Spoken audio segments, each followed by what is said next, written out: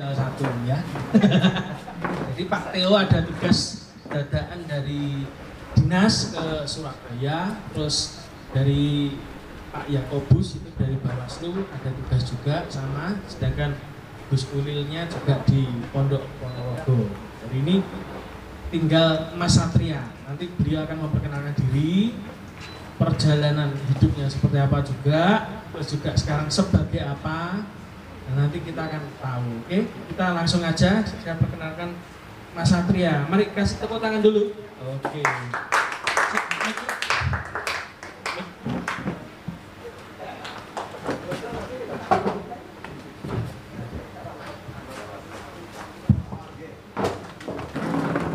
Amin. Ya, monggo Mas Satria. Ini terima kasih buat Mas Musa dan kawan-kawan Kabupaten Madiun yang sudah mengundang. Kita lebih sharing session wae Mas ya, nyantai-nyantai. Terus dibilang, tadi Mas Musa juga bilang, Mas nanti bilang perihal apa perjalanan hidup. Kalau saya pribadi sih ini hari masih berproses. Mungkin kalau saya lihat yang hadir di sini masih muda-muda. Sebenarnya saya mau tanya, adik-adik ini masih sekolah atau kuliah atau sudah mulai beraktivitas? Rata-rata SMA, SMA apa kuliah? Oke. Saya ini Satria Abadi Prawas Mantri. Saya putra daerah asli Kota Madiun. Kalau secara basic, saya ini hari pemain jasa yaitu event management. Kalau adik-adik pernah dengar sebuah jasa event organizer, tapi saya lebih mengemas namanya event management. Dikarenakan insya Allah pemain IO itu sekarang sudah banyak, apalagi di Madiun. Kalau perjalanan sebelum bermain event management sudah beraneka ragam bidang yang saya lewatin. Mulai dari saya 2011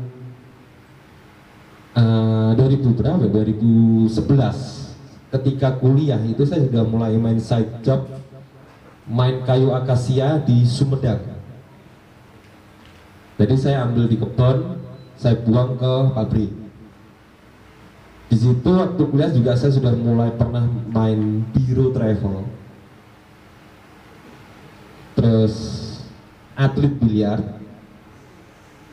terus pernah juga jadi driver go-kart, pernah juga jadi kontraktor, pernah juga jadi pengusaha rental, pernah juga punya kursus bahasa Inggris, cuci mobil motor. Sebelum event ini saya main namanya Skondeso, Skobinda. Namun beraneka ragam bidang yang saya sebutkan tadi, harapan saya sebagai ketua HIPMI kan kewajiban saya untuk menyebar virus-virus entrepreneur. Dikarenakan semakin banyaknya wira swasta di daerah, insya Allah pertumbuhan ekonomi kan juga semakin berprogres. Dari sekian semua bidang yang saya lalui kemarin, saya itu nol modal. Yang paling konyol, saya ketika di bidang kursus bahasa Inggris, sarjana nggak lulus, bahasa Inggris nggak bisa, tapi saya punya pegawai sastra Inggris 4, punya kursus bahasa Inggris. Ketika saya tampil usaha rental mobil, saya nggak punya modal, saya nggak punya mobil, tapi di depan rumah saya itu ada 10 mobil, pegawai saya 2. Setiap hari saya mengeluarkan sewa mobil itu ada 4 sampai 5 mobil, cuma Sabtu Minggu 10 sampai 15 mobil. Saya main cuci mobil motor itu saya juga nggak punya uang, nggak punya lahan, tapi saya punya rekanan, saya naruh patungan, dan itu besarannya nggak banyak pada saat itu. Dan semua yang saya lakukan itu 0 rupiah. Kalau saya ambil kutipan dari senior saya, mungkin adik-adik di sini udah pernah dengar namanya HIPMI belum? Saya yakin pasti belum. Mungkin izin Bapak saya memperkenalkan. HIPMI itu Himpunan Pengusaha Indonesia. Saya yang ketuanya di Kota Madiun. Kebetulan kalau secara profil banyak tokoh-tokoh nasional daerah wilayah lahir dari organisasi HIPMI. Ketika saya ingat kutipan dari senior-senior Mas Sandi, pernah dengar namanya Mas Sandiaga Uno? Buatan, siapa coba? Kira-kira? Siapa yang bisa menjawab? Siapa Mas Sandiaga Uno itu? Apa profesi dia sekarang? Nah itu, beliau itu sekarang Menteri Ekonomi dan Pariwisata atau Menkraf. Saya teringat sama petua beliau bahwa pengusaha itu ada 3 macam.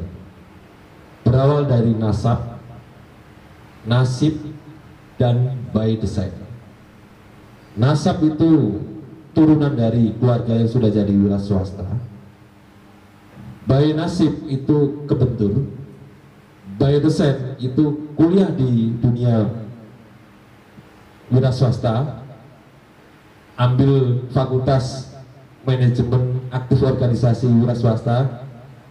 Saya pribadi itu berawal dari by design, walaupun orang tua saya kemarin di basic wira swasta. Namun ketika saya berproses, jujur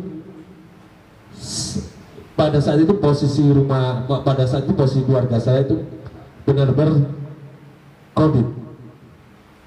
Saya semester 9 itu sampai putus kuliah dikarenakan nggak bisa bayar kuliah, bayar kos, padahal kuliah cuma kurang 1 mata kuliah. Kemarin saya ambil fakultas itu dan ini nggak lulus. Saya bicara seperti ini tuh harapan saya ke panjenengan semua supaya terpola pikir, bangun mindset. Jangan beranggapan setelah lulus pengen kuliah di universitas yang tenar A, B, C dan sebagainya. Semua saya yakin sekarang yang dicari skill. Kalau saya pribadi bilang akademisi tetap penting, cuman skill yang kita pertanggungjawab zaman sekarang. Mau kuliah di universitas A, tenar, gak jaminan gak jadi orang sukses. Saya usia 30, insya Allah bisa berproses seperti ini. Di usia saya 30 itu, kalau di dunia sosial,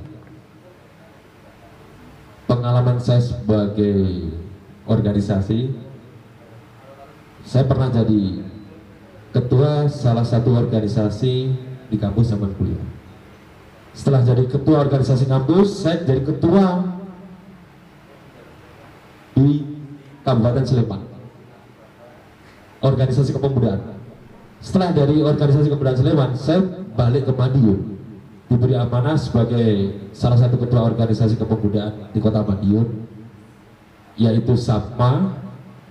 Terus diamanahi lagi sebagai ketua SIGEN, Cipta Generasi Muda, diberi amanah lagi sebagai ketua Gemilang, Gerakan Milenial Jawa Timur, dan yang terbaru ini saya diberi amanah sebagai ketua HIPMI Kota Madiun. Kalau pengalaman organisasi insya Allah banyak saya. Per hari ini pun saya juga diberi amanah Dewan Penasehat atau Dewan Kehormatan sama Pemuda Kota Madiun. Di Pemuda Kota Madiun pun saya sebagai wakil ketua.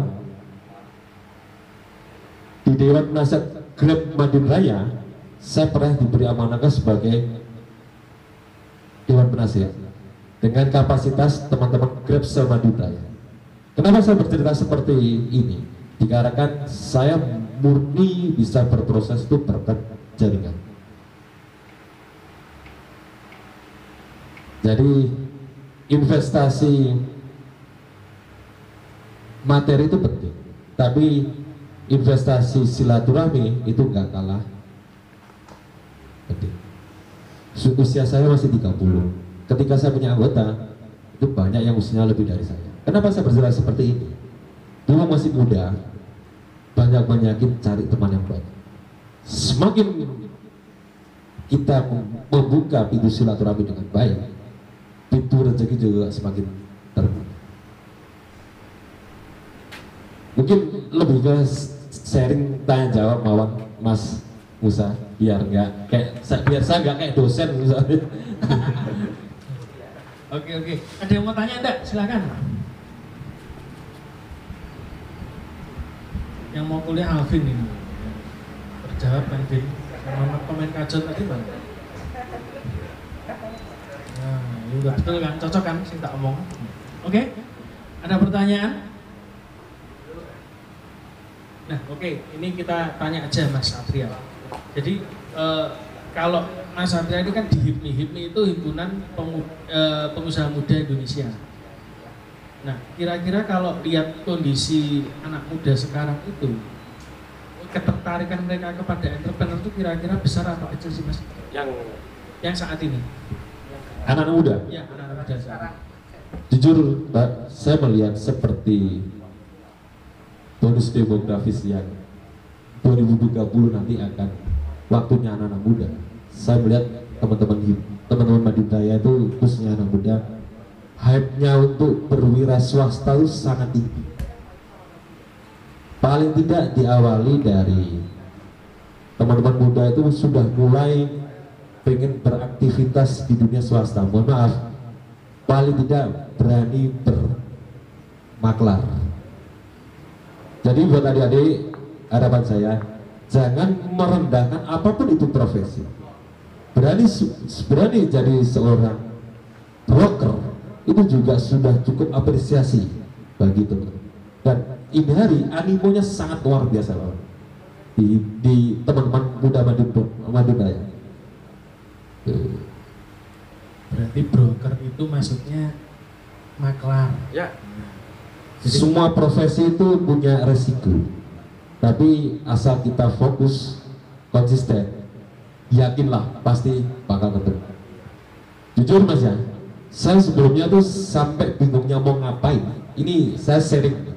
2016 itu ayah saya bangkrut, kuliah diputus pacar, gak duit, gak duit aktivitas, nganggur. Tapi saya cuma punya teman banyak. Akhirnya saya bikin grup WhatsApp, zaman dulu namanya jual beli. Dan itu saya invitekan teman-teman saya Kota Madiun, Kabupaten Madiun, Porogo, Magetan, Ngawi. Ketika saya invitekan, saya cuma memberi kata-kata yang mau gabung masih lanjut, oke, nggak pun juga monggo live. Tujuan grup WhatsApp ini hanya untuk berjejaring, sambung silaturahmi, syukur sambung rezeki. Dan alhamdulillah dari situ saya bisa beli motor, bisa ngopeni awak. Dan yang saya cukup bersyukur, dari grup WhatsApp itu banyak anak-anak muda yang menggantungkan aktivitasnya dari grup Bimantara. Sekarang namanya jadi Bimantara, bisnis maklar dan perantara se-Madinaya. Saya pernah ketemu orang gak sengaja di jalan, dia buka HP, dia buka HP di sebelah saya.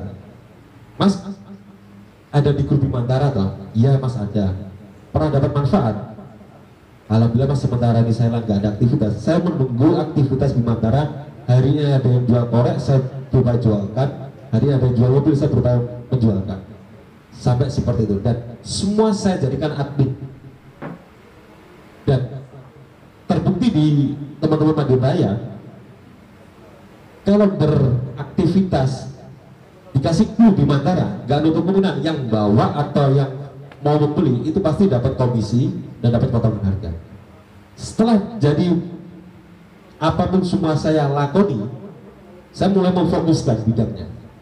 Dulu traffic paling saya kuat itu jasa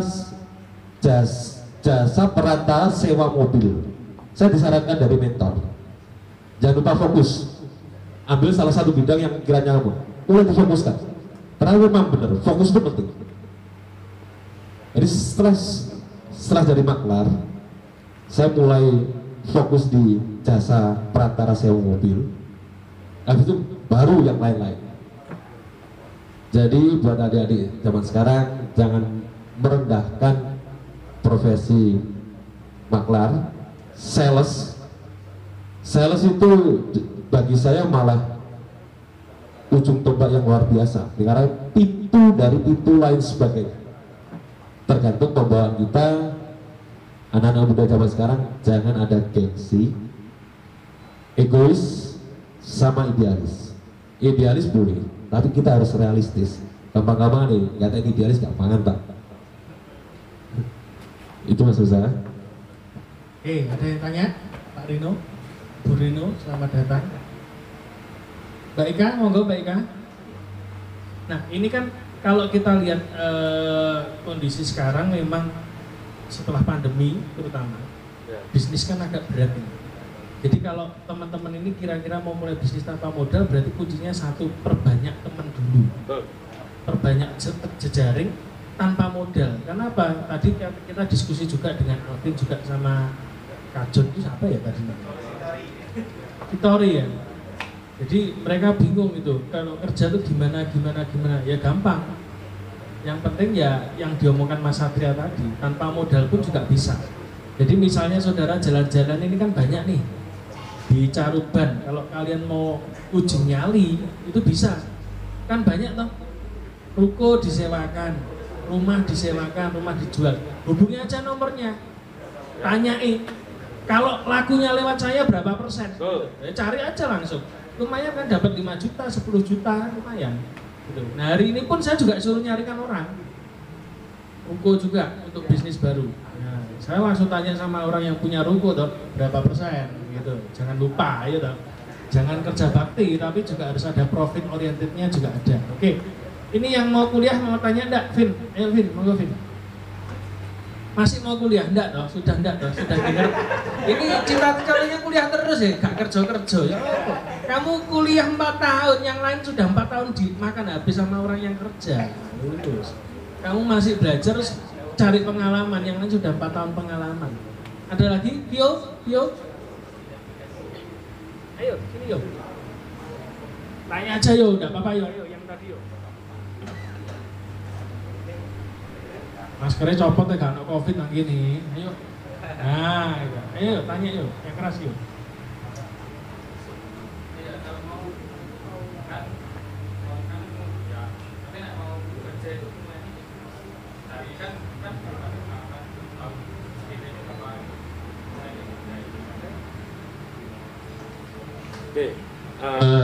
Jadi mungkin pertanyaan lebih ke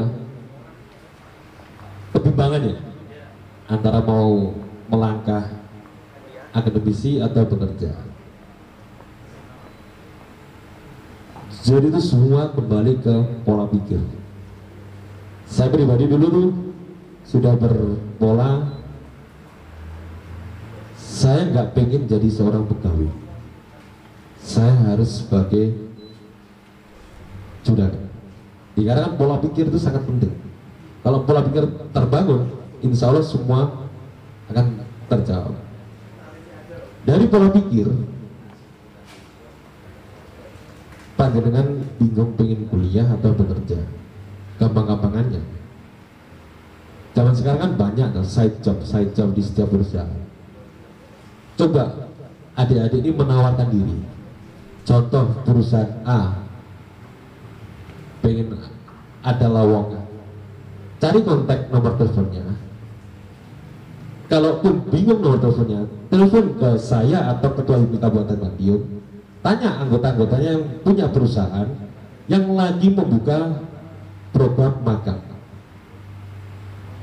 Dari ketemu nomor teleponnya, tanya program magang ada apa enggak, pasti owner-owner tersebut juga memahami panjenengan ini pengen punya pengalaman, tapi pola pikirnya dikunci dulu. Panjenengan cari pengalaman, jangan ke profit oriented terlebih dahulu. Kalau pola pikirnya ke profit oriented terlebih dahulu, saya kerja model B, gak enak. Ini langsung tak kasih contoh konkret Mas ya.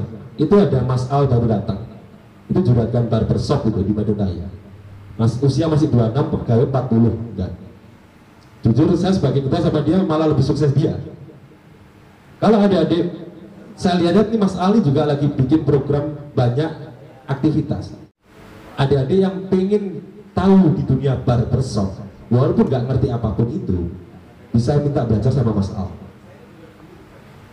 Diajari caranya berpotong, memotong orang, memotong rambut orang, bukan motong orang gitu, motong rambut orang. Dari step sampai belajar, step berikut gampang-gampangannya, sampai bikin story WhatsApp, menerima jasa potong door to door. Itu kan sudah jadi sebuah profesi. Dari situ biasanya panjenengan akan terbuka. Dan Mas Al itu sangat mau membantu adik-adik ini ketika saya ingin belajar. Itu baru satu bidang, belum bidang lain. Ada bidang digital agency yang kerjanya di balik komputer, desain, program. Tanya ke saya atau ke Hipika Bagaimana, siapa anggotanya di bidang. Nanti kami rekomendasikan adik-adik belajar di bidang digital agency, belajar untuk membuat desain. Setelah sedikit menguasai, iseng-iseng bikin story WhatsApp, Instagram, menerima jasa desain gratis, nggak usah dibayar. Ini ya gratis temen. Bahasanya seperti itu, supaya memancing apa ya? Potensi panjenengan. Yang penting seperti yang saya sampaikan, jangan profit oriented terlebih dahulu, mumpung masih muda. Perbanyak pengalaman. Sekalipun mau ambil kuliah nggak usah yang jauh-jauh, nggak usah yang mahal-mahal. Kasihan orang tua. Ketimbang kita kuliah membuang-buang uang dan hasilnya kita nggak bisa memastikan, malah bikin kecewa ke orang tua. Dan perihal jadi wira swasta ada modal atau nggak ada modal, sekarang tak boleh gini. Adik-adik bila ada modal, taruhlah ada modal 5 juta, dikasih, bisa jaminan adik-adik ini mempertanggungjawabkan uang 5 juta ini tempo 3 bulan jadi 5.500.000. Itu contoh kecil. Solusinya ya tadi melangkah tanya ke perusahaan A, B, mumpung ada Mas Ali, kalau mau tanya ada langsung didampingi. Saya membutuhkan betul usaha non modal, pola pikir dibikin terlebih dahulu, modal akan menyesuaikan, dan itu terjawab. Insya Allah yang di atas juga nggak diam. Sedikit tergambarkan Mas, angan-angan nih. Ini kelas berapa sekarang? Lulus, pengen melangkah di universitas, ambil fakultas apa? Oke, hobi apa Pak? Biasanya kalau saya melihat adik-adik zaman sekarang, berawal dari hobi itu bisa jadi sebuah profit. Pengen ambil bahasa Inggris sudah menguasai belum?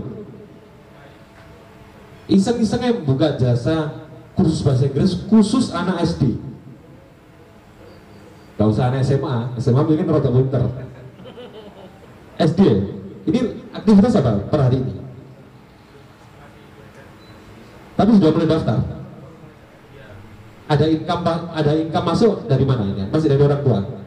Nah ini memang masih menunggu aktivitas jenjangnya, iseng-iseng menawarkan ke lingkungannya. Pak, saya mau membuka jasa kursus bahasa Inggris untuk anak-anak SD, gratis non bayaran, tapi jawab aja gratis banget. Semua yang penting kita action terlebih dahulu. Itu. Mungkin ada yang lain? Ayo, Alvin, sudah menjawab Vin persoalanmu. Jadi tidak kuliah kan Vin? Atau gini, tapi ini memang agak ribet sih Mas. Zaman sekarang itu pemerintahan baik pusat, provinsi, wilayah, daerah atau instansi lain punya kok program-program pembiayaan modal usaha, asal satu membuat proposal. Tapi yang di dalam proposal turunnya banyak. Zaman sekarang kalau panjenengan pengen jadi seorang wira swasta, pola pikiran ke modal, jawabannya banyak.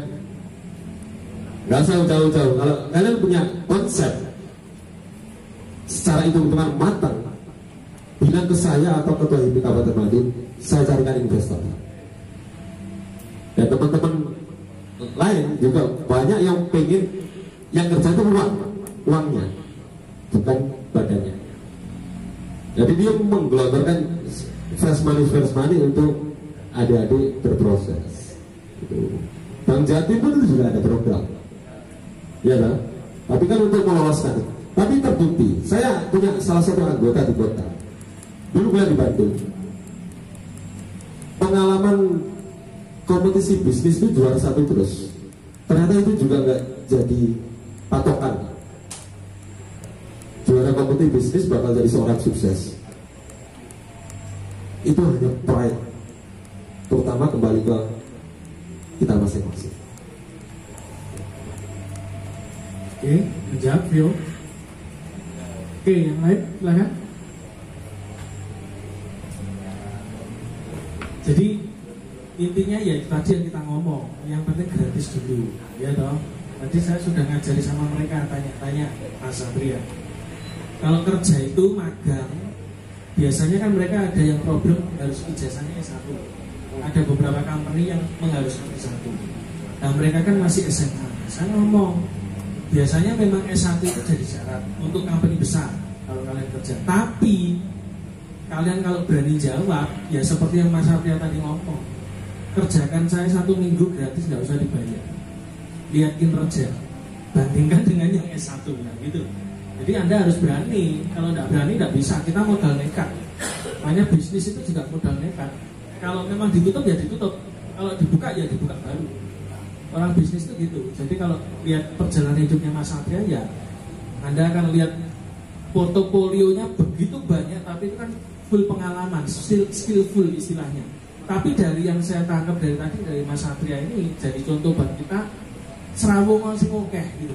Perbanyak teman, perbanyak jaringan lebih banyak. Semakin banyak jaringan, rezekimu lebih banyak. Kita nggak pernah tahu karena kadang memang terus terang Mas Satria kalau lihat anak-anak muda sekarang, apalagi kalau sudah pegang gadget, itu biasanya mereka pakai fake account. Itu yang pertama, sukanya playingnya di situ. Tapi yang kedua, biasanya semakin kalian tidak punya banyak teman, artinya kalian semakin membatasi pintu-pintu yang harusnya terbuka buat kalian gitu. Kalau kalian punya 2 teman ya kalian cuma punya 2 pintu. Tapi kalau kalian punya 100 teman ya Anda punya 100 pintu. Makanya di konteks saya ini, di WA saya ini saya kumpulkan sudah 6.000 kontak. Jadi saya kalau promo toko tinggal nge-blast termasuk nomornya Mas Satria, biasanya sudah masuk juga tapi tidak pernah di buka kan? Oh enggak. Itu saya biasanya nge-blast langsung 6.000, sekarang sudah hampir 7.000 kontak di WA saya. Oke, mesti oke aku pasti. Ya, kenapa ya? Karena kita mintanya bisnis itu harus banyak pertemanan, oke? Ini Mas Al ini boleh join Mas Al? Monggo silakan. Ayo. Oke. Mas Al ini tetanggamu, Vio. Ya, ini Mas Al ini Tandian. Ya, itu anggota saya yang asli Madiun Kabupaten. Usahanya di kota semua tahun ini. Monggo. Ini bos potong nih. Mana? Bos barbershop rambutnya bagus nggak? Jadi Vio itu rumahnya depannya stasiun. Oh, potongnya ya nggonmu. Oh iya. Ini aku nggak pernah itu. Oke. Kapan kita ngomong dia? Nah sekarang gini Mas Al, ini kan mumpung ada Mas Alnya juga. Nah itu pertama gimana sih kok bisa merintis barbershop? Ini kalau nggak salah cabangnya sudah berapa ini? 4. Pertama motong saya waktu pandemi itu. Enggak apa-apa. Enggak apa-apa ya, ya. Jangan ditiru, oke?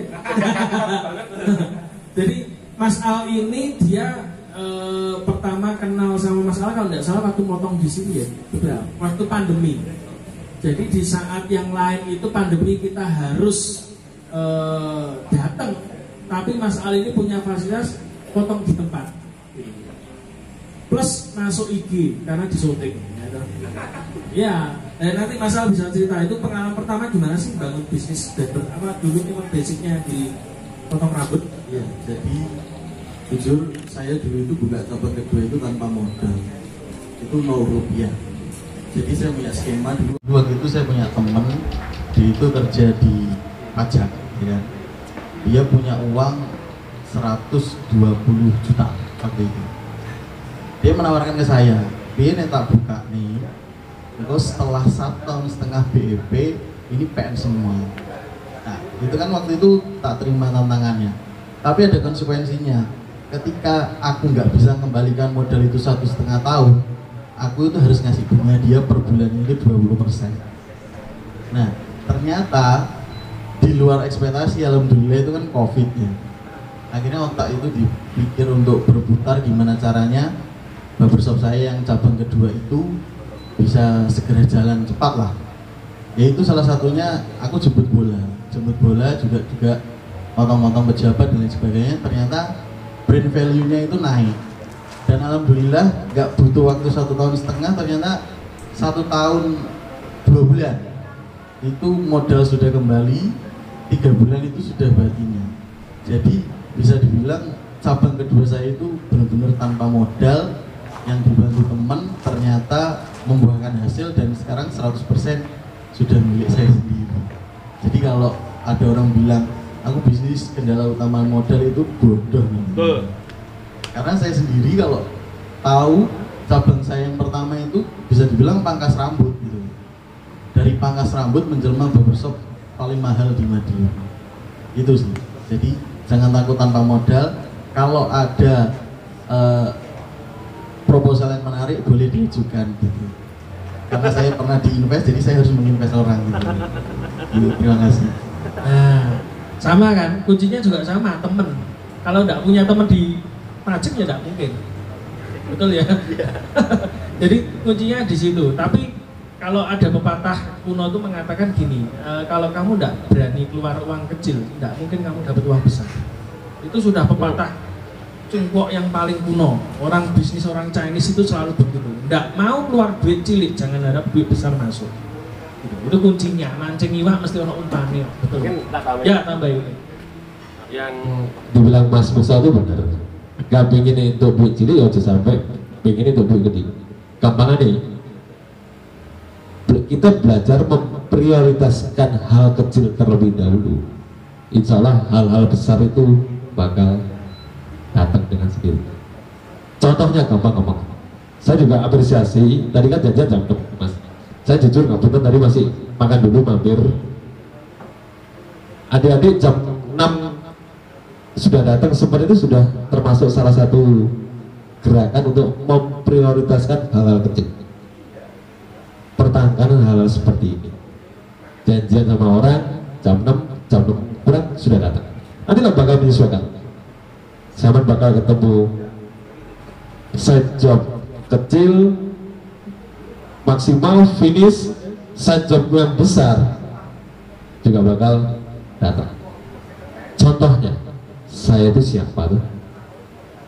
Alhamdulillah per hari ini, kalaupun cuma mau diberi akses ke pejabat baik daerah, wilayah sama wilayah, saya sangat mudah. Tinggal komunikasi by phone. Izin Pak Wali, Pak Bupati, Mas Emil. Saya jabri sama beliau tuh hanya by phone. Saya ini siapa? Usia masih 30. Tapi hukuman saya baik dulu sama orang. Sama Mas Musa yang sudah ngajak. Mungkin pemateri yang lain nggak ada kesibukan. Tapi saya cuma pola pikir. Saya seperti ini kan membuka silaturahmi baru lagi. Makanya saya suka serawung sama banyak orang. Tambahan Mas Al, ini bukan masalah ikatan cinta ya. Oke. Nah, sekarang ada pertanyaan lagi nggak dari teman-teman? Nah, pertanyaan berikutnya gini Mas, ini kan paling orang itu kan kalau bisnis itu biasanya yang saya pernah jalani itu kan digerakkan dua hal. Kalau berhasil lanjut, kalau gagal gimana? Nah, Mas Al pernah nggak ngalami yang kayak begitu? Misalnya, kalau bangun ya jelas bangun, tapi jatuhnya itu loh. Pernah nggak? Kalau dari bisnis barber? Kalau dari barbershop ini kebetulan belum pernah sampai jatuh, cuma di bidang yang lain. Saya dulu punya semi cafe itu, join sama teman juga berantakan, hancur. Digital agency itu juga sama teman ya nama beliau juga ini sempat kita kerja sama pemerintah Kota Madiun, itu ya alhamdulillah hancur. Terus salon, tapi salon bukan di bidang saya, di punyanya istri saya, lebih tepatnya wedding sih, itu ya pernah hancur tapi ya bangkit lagi. Ya intinya kalau hancur jangan sekali, minimal berkali-kali baru bisa naik lagi gitu sih. Kalau hancurnya baru sekali itu belum hancur namanya. Gitu. Jadi saya ingat Pak Dahlan pernah ngomong, mumpung masih muda, stoknya kegagalan itu dihabiskan waktu muda. Karena kalau gagalnya waktu tua pasti tidak bisa bangun lagi gitu kan. Ya, ini kan mumpung masih muda. Mas Ali ini berarti umur berapa? Per tahun ini saya 26. Masih 26. Kamu berapa, Bim? 18. Kakak Siti. Saya 33. Mas Satria 30-an. 29. Oh 29? 29? Lama-lama. Oke, terus apa lagi? Ada yang tanya? Pak Rino, monggo Pak Rino. Apa ya, ya mungkin memang saya gini aja, saya membantu teman-teman itu memikirkan apa, mereka kan pasti galau untuk masa depannya, karena kita sama-sama tahu kan dunia kerja itu Luar biasa. luar biasa berat, tantangannya besar, hanya untuk orang-orang yang siap, yang bisa masuk dunia kerja yang ada di luar sana. Nah, mereka-mereka ini yang masih sekolah tentu mereka berpikir keras, susuk itu sih ya. Mereka pasti sangat bingung mau apa, mau gimana, caranya ini apa, pasti ada di dalam pikiran mereka hari-hari ini, terutama yang sudah kelas 3, kelas 2, kelas 3 SMA, itu pasti. Bagaimana caranya supaya mereka bisa mengurangi kegalauan mereka, bagaimana caranya mereka bisa melihat kemampuan mereka ke depan itu di dalam hal seperti apa, bagaimana caranya mereka bisa menilai dirinya mereka sendiri itu, untuk melihat ke depan mereka nanti harus seperti apa, harus kemana, harus jadi apa. Itu loh, mungkin anak-anak SMA itu pasti galaunya di situ, pasti mereka takut dengan masa depan mereka ini mau kemana mereka ini. Baik, Pak Rino, panjenengan lebih ke guru di SMA. Apa? Guru apa? Saya? J. Saya sekarang, J. maksudnya aktivitas saya? J. Ngajar di SMP. Oke. Ngajar agama aja, bukan apa. Ini kalau saya tema anak muda, itu saya sangat teringat banget, Pak, ketika saya masih SMP SMA. Pertanyaan persis seperti yang dibicarakan Pak Rino. Arti. Kalau saya boleh mensarankan sih, Pak, mumpung figur-figur khususnya di wira swasta di Bandung Raya itu banyak, mulai dari jenjang SMP, beliau-beliau itu segera dihadirkan. Jadi paling tidak membuka pola pikir adik-adik ini bahwa next jenjang karir setelah sekolah gak serta-merta harus ke pegawai. Paling tidak diawali dari gerakan pola pikir yang dulu yang dibuka. Dan kalau boleh jujur, seperti apa masa depan kita, jangan diragukan. Kembali lagi sama di atas. Semakin kita yakin, kita percaya bisa, kebisaan itu pasti terjawab. Jangan sampai kita ragu-ragu. Contohlah, insya Allah yang ada di depan kita. Kami dulu siapa sih? Sekolah yang dablek, colot, ke kamar mandi, nggak ikut pelajaran dan lain sebagainya, karena akan remaja. Tapi ketika saya aktif di berbagai social worker, dan kebetulan saya itu aktif di social worker yang goalsnya itu bukan cuma nilai, Pak. Seberapa kebermanfaat kita untuk lingkungan terdekat. Mohon maaf, kadang kan aktivis mahasiswa atau aktivis pelajar yang dikejarkan goalsnya kan nilai, Kalau kami kebermanfaatan untuk orang. Nah, harapan saya semoga mulai dari tingkatan SMP, SMA sih yang paling urgent. Ini setelah SMA mau ngapain? Sekali tempo, seminggu sekali, 2 minggu sekali, sebulan sekali, coba dihadirkan figur-figur tersebut ke sekolah dan beliau supaya membuka sharing session seperti ini. Seperti apa perjuangan? Pasti luar biasa perjuangan. Kalau panjenengan boleh tahu deh, tadi kan Mas Musa tanya kegagalan seperti apa. Saya jujur di usia 25, saya punya beban kegagalan 7 mobil kecelakaan. 1 meninggal di tempat, 2, 7 mobil hancur. Usia saya masih 25. Orang tua saya juga nggak punya uang. Saya benturan ke kanan kiri. Dan saya berprinsip, selagi saya bisa menyelesaikan dengan sendiri, insya Allah saya nggak ingin minta backupan dari orang lain. Backupan saya cuma dari yang di atas. Dan itu terjawab, bisa selesai. Itu. Moga Pak mungkin dari SMP, SMA, ini mumpung saya lihat di Madiun Raya Pak, pengusaha-pengusaha muda di Madiun Raya itu sangat luar biasa. Sekali itu dihadirkan. Jadi stoknya orang berhasil itu banyak. Ya, kita jangan lihat di Caruban toh, Madiun itu pirang-pirang gitu. Oke, Mas Al, ada yang mau dikatakan sebelum kita ambil kesimpulan? Untuk teman-teman anak-anak SMA itu, saya pernah di fase kalian berpikir, aduh, aku lulus SMA baru nyapu ya, teman-teman kuliah, aku biar kuliah di orang, tinggal kalau gak kuliah jadi opo. Ternyata sekarang ini banyak S1 yang kerja di tempat saya. Nah itu. Nah, S1 malah banyak kerja di tempatnya Mas. Saya itu cuma lulusan SMA. Nah, yang merantau waktu kerja di Malang itu yang penting tak coba dulu gitu. Saya dulu ya nggak, cita-cita saya itu bukan tukang potong, cita-cita saya itu polisi, tapi karena benturan saya nggak bisa jadi polisi. Akhirnya dari benturan kita berpikir gimana caranya ya kita survive, paling nggak saya itu nggak mau kalah sama teman-teman saya yang kuliah.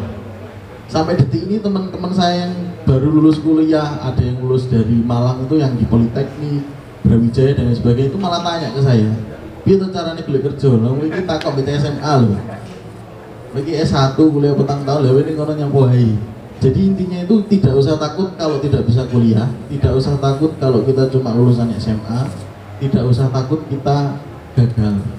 Jadi apapun itu is bahasanya cah ini canom terak aing. Nek gagal ya wis gitu. Itu sih. Jadi semangat Mas yo gak iso kuliah, engko lak sing sampe awakmu sing kuliah-kuliah. Itu. Bob Sadino mindset. Yang terakhir Mas Satria, monggo silakan. Kasih kick kata terakhir aja biar mereka enggak jadi kuliah. Nih, kalau saya bersaran sih mending langsung terjun di dunia wira swasta. Kuliah itu, intinya kuliah itu kan memupuk jiwa disiplin, tanggung jawab, banyak relasi dan mandiri. Tapi 4 pelajaran itu kan bisa terjawab kalau kita langsung real action di dunia wira swasta. Kalau tadi Mas Musa tanya, misal mau magang syarat harus S1. Insya Allah kalau di Madiun Raya ada perusahaan seperti itu, coba telepon saya, tak teleponi kantor tersebut bahwa ada adik-adik ini pengen magang sifatnya. Mungkin apa ya, kunci-kunci terakhir. Kalau saya berprinsip sih, pemuda itu berperan, bukan baperan. Itu clue dari saya itu. Dan itu benar saya sangat terapkan. Saya termotivasi itu dari Bupati Trenggalek. Beliau usia 26 dilantik sebagai Bupati termuda di Indonesia. Namanya Mas Alvin.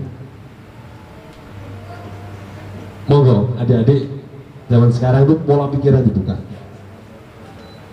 perbanyak relasi. Mumpung ada Mas Al, putra daerah Sri Taruban, pengen belajar potong ke sini, pengen belajar kasir ke Mas Al, dan masih banyak sih teman-teman yang lain. Tuh. Oke.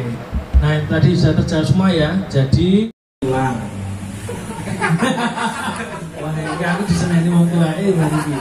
Oke, saya simpulkan aja karena waktunya udah terlalu malam. Nah, ada 3 hal yang memang kita harus belajar dari Mas Satria dan Mas Al ini tadi. Yang pertama adalah kalau pengen berhasil itu tanpa modal, modalnya 0 tapi pergaulannya 100%. Itu menjawab banget. Jadi Anda punya teman itu lebih penting daripada Anda punya modal. Bahkan Anda punya modal buka bisnis yang bagus, nggak punya teman sing tuku sopo. Loh, kadang yang beli sama kita itu biasanya malah orang-orang teman yang kadang nggak butuh ngobrol-ngobrol, toko sepi, ngewangi, akhirnya beli hanya karena teman gitu, bukan karena butuh sebetulnya. Tapi itu membantu banget gitu. Dari yang diceritakan oleh Mas Satria tadi, dari modal 0 dia bisa bisnis macam-macam ya karena apa ya? Karena pergaulan, kontaknya banyak. Makanya sekarang perbanyak kontak, di list semua pertemanan, banyak bulan. Dan tadi saya juga tergelitik, kita ini mungkin 3-3-nya sama. Saya ini orang yang di sekolah paling nakal, di Santo Yusuf dulu, guru tak demo, ya kan? Orang yang makin nakal itu biasanya makin cerdas. Makanya anak saya kalau nakal produk datang Senin terakhir. Kenapa? Saya ingat saya dulu lebih gablek dari dia. Jadi dia penerus saya kalau di sekolah SD kelas 1 jadi provokator. Koncone dijak sorak-sorak, gurune kewalahan langsung ngoncone melok kabeh. Tapi oke, tapi Mas ya. Perihal Pergaulan.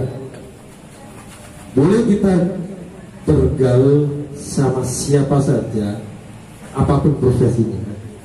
Namun jangan sampai kita larut. Contoh hal, adik-adik punya kawan yang mohon maaf tukang batu, penjudi. Boleh kita sahur, tapi kita jangan larut.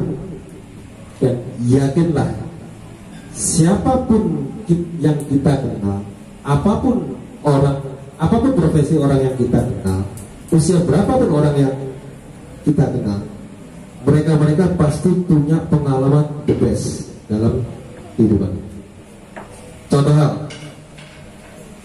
saya dibilang teman, mohon maaf, bukan bicara preman, bagol A sampai Z dan lain sebagainya.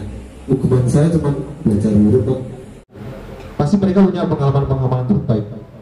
Hal-hal dari situ yang adik-adik coba, kayak yang Mas Musa tadi cerita, boleh bergaul sama lain, tapi ketika ada hal yang merampas, jangan larut. Dibanding kalian jadi, mohon maaf, pengangguran nanti. Itu.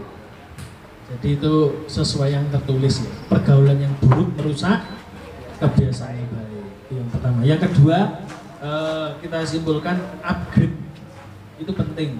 Jadi kita ini lagi hidup di bonus demografi, dan Anda akan lihat banyak sekali orang-orang yang istilahnya menjadi job seeker, mencari kerja. Daripada Anda larut dari jadi job seeker, mending Anda jadi pencipta pekerjaan. Itu yang penting, itu yang namanya entrepreneur. Nah, sama seperti kita ini sama-sama juga dari dulu ya juga hidup kita kayak karbon ya. Karbon itu kalau di dalam tanah itu, kalau Anda ngerti dunia berlian, itu dari karbon sebetulnya. Kita ditipu Amerika semua.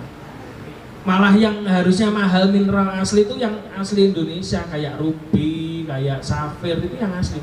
Tapi berlian itu karbon asalnya. Tapi karena dia dapat tekanan dari sekian meter ke bawah tanah, dia mengeras. Makanya dia kekerasannya paling tinggi kalau didijit pakai alat yang pengukur berlian itu. Dia paling tinggi, tidak mudah pecah. Tetapi pilihannya cuma satu, kita boleh ngomong diri kita itu berlian di dalam tanah. Tapi pilihannya cuma dua loh. Anda kalau tidak mau diproses, Anda ya cuma jadi berlian bongkahan toh. Harganya ya segitu. Tapi kalau Anda diproses, Anda akan ada di Frank & Co, ya toh, di tempat-tempat merchandise, yang tempat-tempat yang elit-elit kayak begitu ya. Anda jadi cincin, Anda jadi kalung, nilaimu sudah tinggi. Tergantung, Anda cari kerja harusnya kalau misalnya nanti habis ini ada beberapa yang mungkin tidak lanjut kuliah Mas karena mendengarkan percakapan kita kan, atau misalnya kalian nanti cari pengalaman, cari kerjaan, cuman satu, sebelum ownernya tanya kalian harus bisa jawab. Apa itu? Kamu bisa apa? Saya di 4 tahun di ekspor import Surabaya, jadi lihat wajahnya orang ini malas atau enggak tinggal lihat 3 menit. Kenapa? Sudah sering terima orang, sudah sering pecat orang. Itu saya selalu tanya gitu. Biasanya S1, S2 kalau ada di meja saya, itu ijazahnya enggak pernah tak lihat. Karena saya pertama mesti lihat wajahnya yang difoto. Nek foto ini sing lemprot itu gak kanggo pasti. Kalau sudah diedit-edit enggak apa-apa lah, artinya dia punya effort. Punya effort perjuangan. Nah, wajahnya pas-pasan minimal diedit, berarti dia pengen kerja betulan gitu loh. Begitu masuk selalu saya tanya, kamu bisa apa? Itu kalau sudah gelagapan, sudah masuk ke desk itu, tidak masuk kemana-mana. Tapi kalau saya tanya dia bisa apa? Oh bisa nih, bisa nih, bisa nih, bisa nih. Ya, jadi pertimbangan juga. Tinggal 1 minggu ke depan kita lihat kinerjanya kayak apa. Itu memutuskan gampang banget. Jadi Anda harus pastikan upgrade kemampuan, skillnya. Kalau bisa bahasa Inggris ya itu tadi Vio. Kamu harus belajarnya apa? Ini anaknya Pak Rino gitu. Ya. Apa nggak bisa bahasa Inggris Pak? Nah, Tapi bahasa kalau Inggris. bisa lagi sepapat. Mumpung bapaknya si Abi ya dong, anaknya di percobaan. Atau Abi itu enggak apa-apa kalau kamu bisa ngatasi Abi, kamu jadi kepala sekolah Pak. Karena guru aja belum tentu bisa ngatasi Abi yuk. Malah gurunya yang diajari Abi yuk, ya.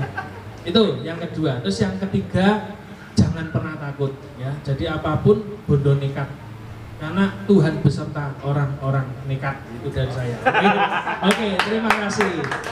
Oke, terima kasih. Silakan.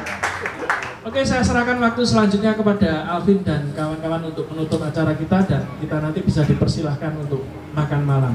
Oke, terima kasih buat kehadirannya.